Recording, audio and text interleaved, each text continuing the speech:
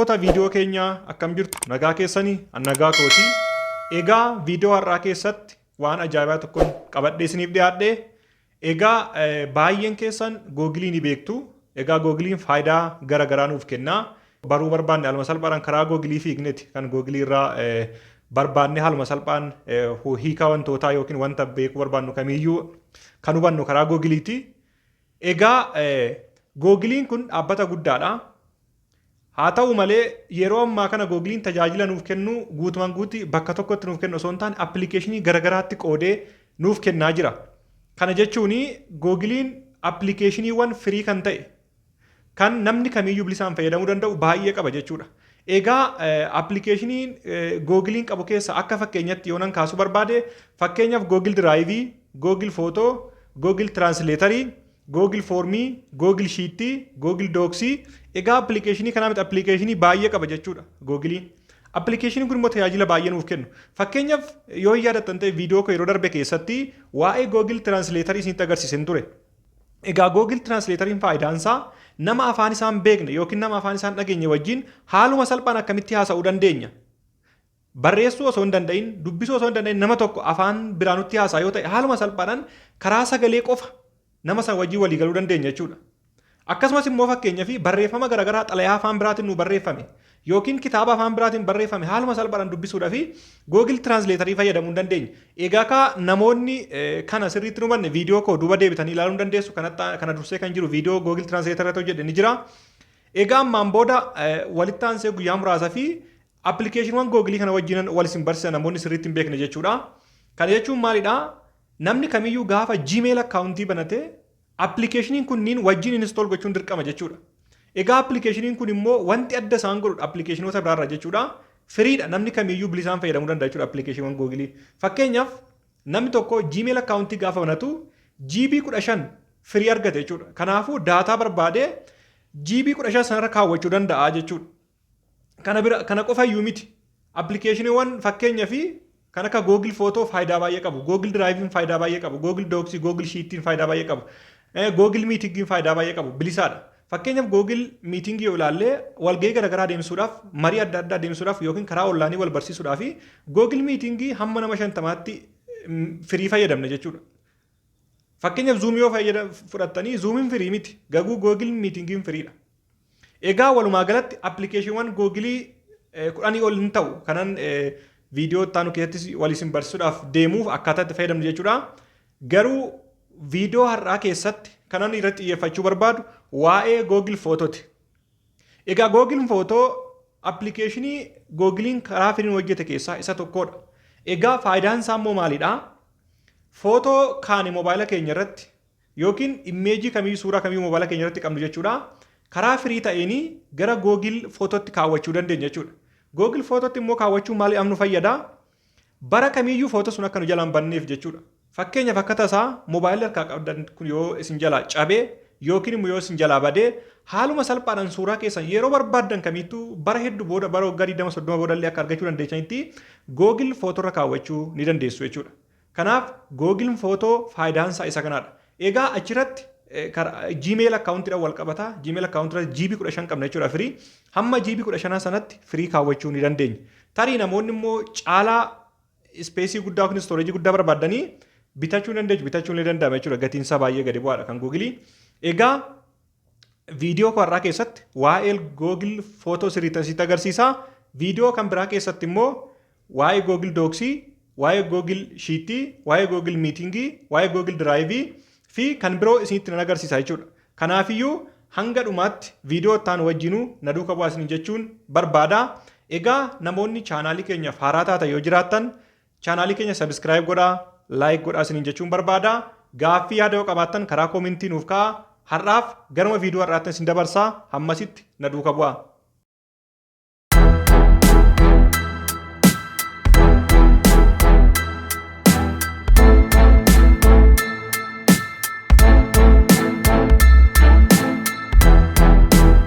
Tole hordoftoota viidiyoo keenyaa egaa akkuma jalqaba jedhee har'a appilikeeshiniiwwan googilii keessaa waa'ee googil footoon isinitti agarsiisa jechuudha.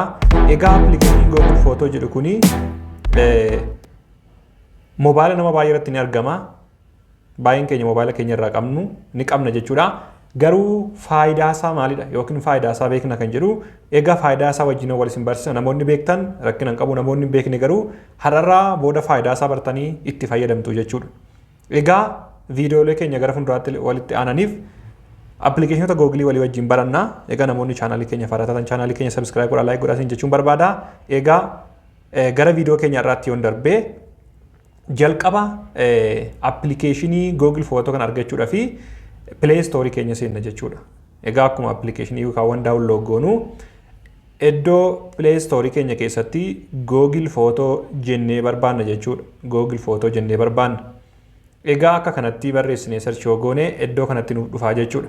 Egaa ani asirratti gatiin moobaayila koo irratti buufadhee jiruu fi bani yookiin open naan jedha. Isin immoo namoonni appilikeeshinii hin qabne yoo jiraattanii install kan jedhu dhufaan ta'e bakka open kanarratti install jettuun jechuudha. Egaa appilikeeshiniin kun amma bu'ee jira jechuudha moobaayila kiyya keessatti. Egaa open jedhaan. Achi dura garuu wanti isin barbaadu Google product yookiin appilikeeshiniiwwan Google kamii fayyadamuudhaa fi namni kamiyyuu Gmail account qabaachuu qaba jechuudha. Gmail account malee appilikeeshiniin Google kamiyyuu hin hojjetu jechuudha. Gmail account qabaachuu qabna jechuudha. Egaa Gmail account qabaanne booda appilikeeshinii kanaa dhaqeetan nan banaa jechuudha. Nan banaa jechuudha.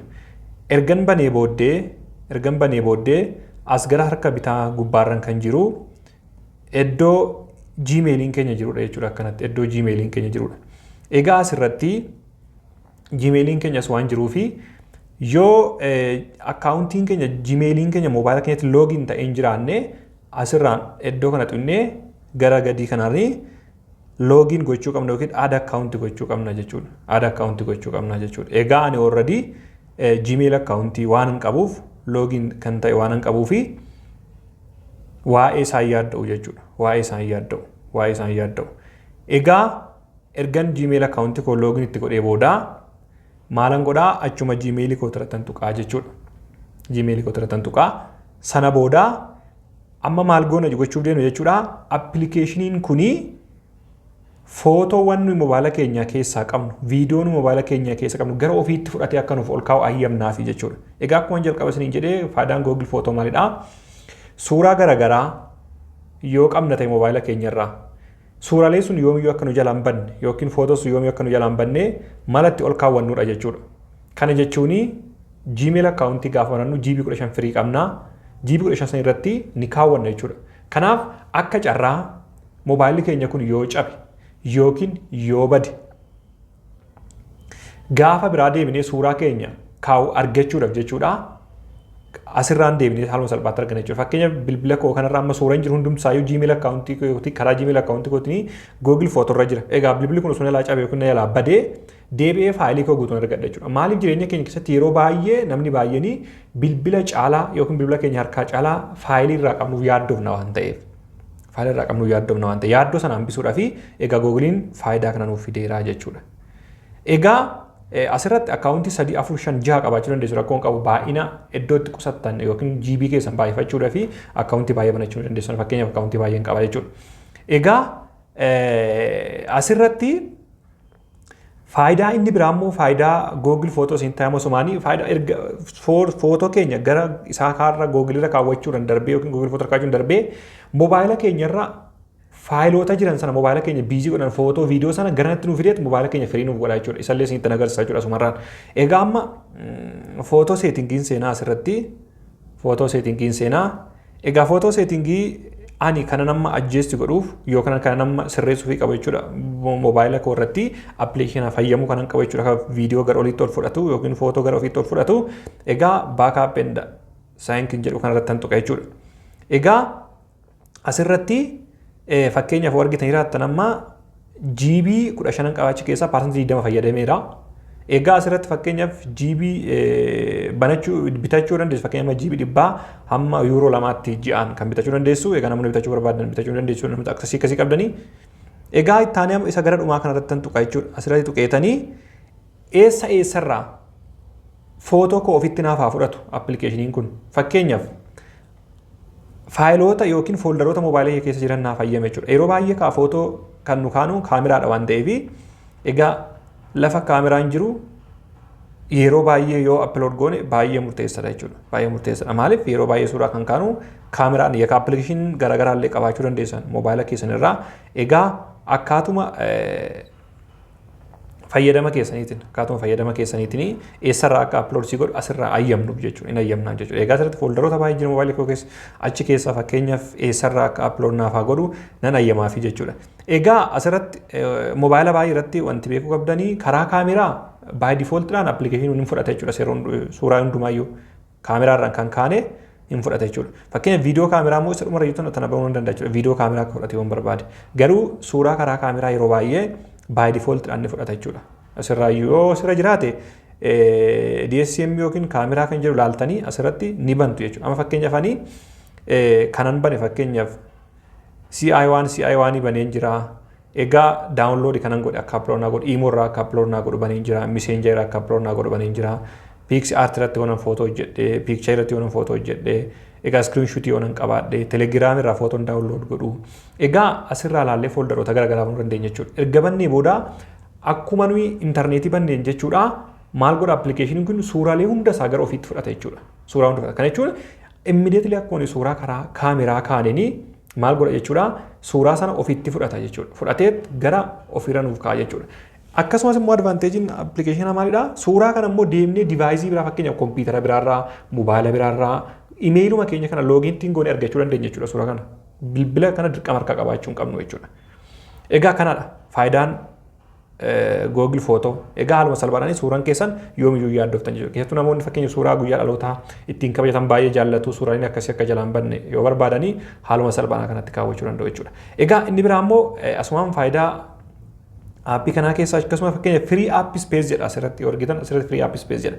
Egaa free app space jechuun fakkeenyaa fi suuraaleen koosunii moobaayila koo guutura yoo ta'e gara appilikeeshinii kanaatti dhufanii akka moobaayila koo firii naa godha yookiin suuraa dabalataa kanaaf kaasa yoo barbaade asirratti naa dhufa jechuudha. Amma kan koo already suuraa jiru hunda isaa yoo Google Photo irra kaa'eera waan ta'eef wanti qafoo irra jiru hin jiru jechuudha. Egaa qafoon koo bilisa yookiin biizina jiraan ta'u jechuudha bilbilli koo.